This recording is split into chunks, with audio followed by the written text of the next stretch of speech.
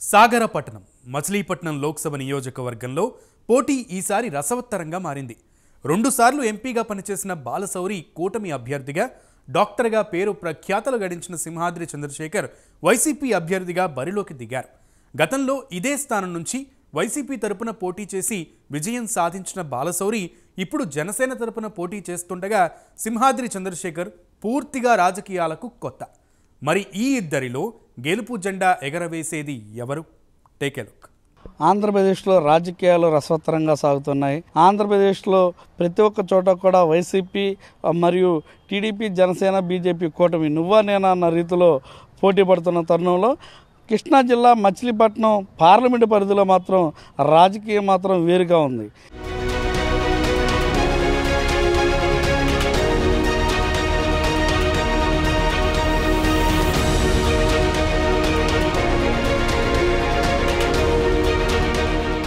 మచిలీపట్నం లోక్సభ నియోజకవర్గం 7 అసెంబ్లీ సెగ్మెంట్లను కలిగి ఉంది. ఇందులో గన్నవరం, గుడివాడ, పేడన, మచిలీపట్నం, అవనిగడ్డ, పామర్రు, పెనమలూరు ఉన్నాయి. ఇందులో మచిలీపట్నం, అవనిగడ్డ మినహాయిస్తే మిగిలిన ప్రాంతాల్లో కాపుల ఓట్ల కంటే ఇతర కులాల ఓట్లే కీలకం. టీడీపీ ఆవిర్భావం తర్వాత మచిలీపట్నం పార్లమెంట్ స్థానానికి 10 సార్లు ఎన్నికలు జరగ్గా 5 సార్లు టీడీపీ అభ్యర్థులు జయకేతనం ఎగురవేశారు. ఈ స్థానం నుంచి టీడీపీ అభ్యర్థులుగా గెలుపొందిన వారిలో కైకాల సత్యనారాయణ, కేపీ రెడ్డయ్య వంటి వారు ఉన్నారు. సామాజిక వర్గాల వారిగా చూస్తే కాపు, బీసీ అభ్యర్థులే ఎక్కువసార్లు ఇక్కడి నుంచి గెలుపొందారు. మాగంటి అంకినీడు, కావూరి సాంబశివారావు కమ్మ సామాజిక వర్గానికి చెందిన వారైన ఈ స్థానం నుంచి 3 సార్లు గెలుపొందారు. సిట్టింగ్ ఎంపీగా మచిలీపట్నం పార్లమెంట్ స్థానం నుంచి మరలా పోటీ చేయాలని బాలశౌరి భావించారు. కానీ కొత్త అభ్యర్థిని పోటీ చేయించాలని జగన్ భావించారు. దీంతో బాలశౌరి వైసీపీకి గుడ్ బై చెప్పి జనసేనలో చేరారు. ఎంపీ అభ్యర్థిగా బాలశౌరి గారు గెలిస్తే మరి మచిలీపట్నానికి బాగుంటుంది. ఎందుకంటే ఈ ఫోర్ట్ పనులే కానీ, మెడికల్ కాలేజీ కానీ కాస్త కూస్తే ఈయన వలన వర్కౌట్ అవుతున్నది. దానివల్ల మా ఒపీనియన్గా అయితే బాలశౌరి గారు గెలిస్తే బాగుంటుంది. అది కరెక్ట్గా చెప్పలేము. కాకపోతే జనసేన మటుకు బాగుంటుంది. ప్రజెంట్ ఎంపీ ఆయన రన్నింగ్లో ఉన్నాడు కాబట్టి రేపొద్దున ఏదైనా పైన చెప్పి ఛాన్స్ గల కెపాసిటీ ఆయనకు ఉంది. దాని మీద బాలశౌరి గారు గెలవాలని ఆకాంక్షిస్తున్నాం.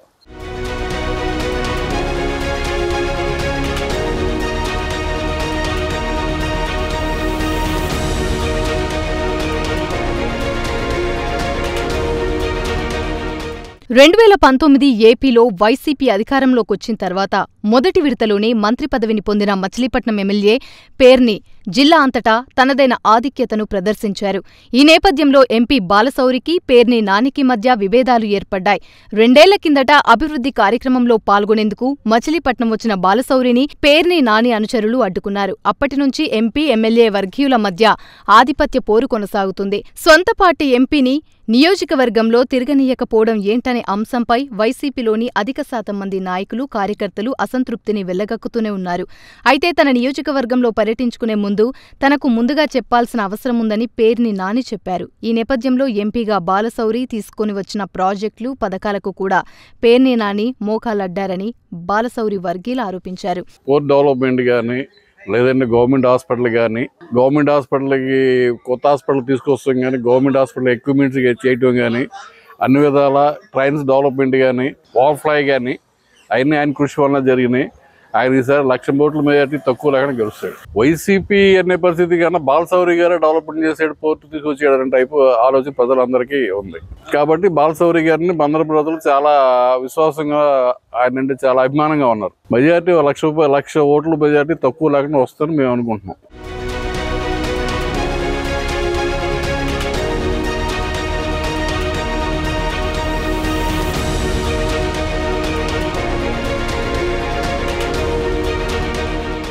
మచిలీపట్నం పార్లమెంట్ అభ్యర్థులుగా గత 2 ఎన్నికల్లో కొత్త ముఖాల్ని బరిలోకి దింపారు జగన్. 2014 సార్వత్రిక ఎన్నికల్లో పార్థ సారథిని మచిలీపట్నం బరిలో నిలిపారు. 2019 సార్వత్రిక ఎన్నికల్లో వల్లభనేని బాలశౌరిని అభ్యర్థిగా నిలిపి విజయం సాధించారు. తాజాగా ప్రత్యక్ష రాజకీయాల్లో ఇప్పటిదాకా ఏ అనుభవం లేని చంద్రశేఖర్ను బరిలో దింపుతున్నారు. చంద్రశేఖర్ దివంగత సింహాద్రి సత్యనారాయణరావు కుమారుడు. సత్యనారాయణరావు 3 సార్లు ఎమ్మెల్యేగా, మంత్రిగా కూడా పనిచేశారు. 1985 నుంచి 1999 మధ్య 3 పర్యాయాలు వరుసగా అవనిగడ్డ నియోజకవర్గం నుంచి గెలుపొంది దేవాదాయ, ధర్మాదాయ శాఖ మంత్రిగా పనిచేశారు. దేశంలోనే ప్రముఖ క్యాన్సర్ వైద్యుడిగా చంద్రశేఖర్కు పేరుంది. 35 ఏళ్ల పాటు వైద్యుడిగా మచిలీపట్నం పార్లమెంట్ సెగ్మెంట్ పరిధిలో ఆయన సేవలందించారు. తమ అభ్యర్థి నేపథ్యం, ప్రభుత్వ సంక్షేమ పథకాలతో అక్కడ తమ గెలుపు ఖాయమని వైసీపీ భావిస్తుంది. మరోవైపు ప్రభుత్వ వ్యతిరేకత, పార్లమెంట్ సభ్యుడిగా బాలశౌరి పనితీరు, టీడీపీ, జనసేన, బీజేపీ కూటమికి చెందిన కార్యకర్తల బలం తమకు ప్లస్ అవుతుందని జనసేన పార్టీ భావిస్తుంది. మరి బందరు ప్రజల తీర్పు ఎలా ఉంటుందో వేచి చూడాల్సిందే. బందరు ప్రజలకు, జిల్లా ప్రజలకు విజ్ఞప్తి, బాలశౌరి గారు గెలిస్తే బందరు అభివృద్ధి చెందుతుంది. ప్లస్ ఆటుపోట్లే ఉండవు, అంటే కొట్లాట్లు, తండ్లాట్లే ఉండవు, పీస్ఫుల్గా జరిగిపోతుంది. ఆయన వస్తే పీస్ఫుల్గా ఉంటుంది బందరు వరకు నేను చెప్పగలను. దయవుంచి అందరూ బాలశౌరి గారికి వచ్చి గెలిపించాలి ప్రార్థన. ఆయన పోటీ తెస్తానికి కారణం, మెయిన్ కారణం ఆయనే. బ్యాంకులో లోన్లు గిల్లు తీసుకుంది ఆయనే. మెడికల్ కాలేజీ ఆయన సలవే. రేపొద్దున ఏది కావాలన్నా చేసేది ఆయనే. ఈ పూర్తి అవ్వాల్సినవి కూడా ఆయన చేతుల మీద అవ్వాలని మా అందరూ ఆకాంక్ష, కోరిక. అది అంతా వైసీపీ అటర్ ఫ్లాప్ లేదండి, దాని సమస్య లేదు. ఇక్కడ బందర్ మట్టుకు ఆయన సమస్య లేదు. బందర్లో మట్టుకు 70,000 మెజార్టీ వస్తుంది ఆయనకు ఒక్కడికి, బాలశౌరి గారికి. 70,000 తక్కువ ఏం రాదు. గుడివాడ అసలు చెప్పక్కర్లా, పెడన అంతే, అవనిగడ్డ ఇంకెక్కువ వస్తున్నాము, నేను చెప్పలేను. బందర్ ప్రజలకు, జిల్లా ప్రజలకు విజ్ఞప్తి, బాలశౌరి గారు గెలిస్తే బందరు అభివృద్ధి చెందుతుంది.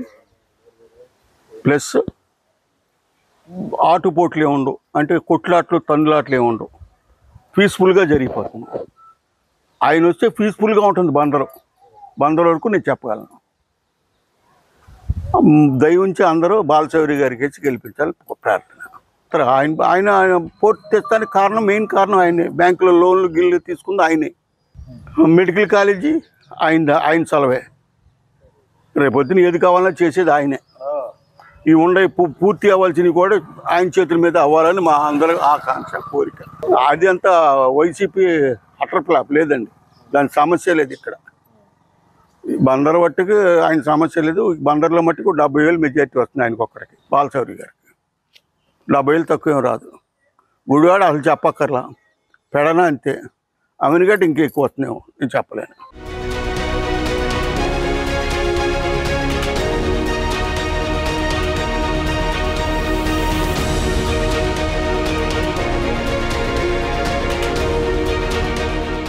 ఇరువురు నేతలు కూడా, అటు పవన్ కళ్యాణ్, చంద్రబాబు, బీజేపీ పెద్దలతోటి అటు బాలశౌరి ఒక పెద్ద మీటింగ్ని అయితే ఏర్పాటు చేయాలనుకుంటున్నారు.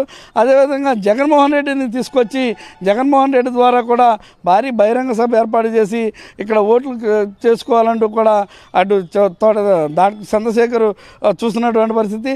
అంటే వైసీపీ తరపునేమో అభివృద్ధి ఫలాలు ప్రజలకు వెళ్ళి వైసీపీకి అందుకు ఓటేస్తారంటూ కూడా డాక్టర్ చంద్రశేఖర్ ధీమా వ్యక్తం చేస్తున్నటువంటి పరిస్థితి. గతంలో నేను చేసినటువంటి సేవలు కానివ్వండి, ఇటు కూటమి అభ్యర్థిగా ఉన్నాను కాబట్టి 3 పార్టీల్లో కూడా వీరాభిమానులు ఉంటారు కాబట్టి 3 పార్టీల ఓటింగ్ కూడా నాకే పడుతుంది కాబట్టి గెలుపు నాదే అంటున్నటువంటి బాలశౌరి.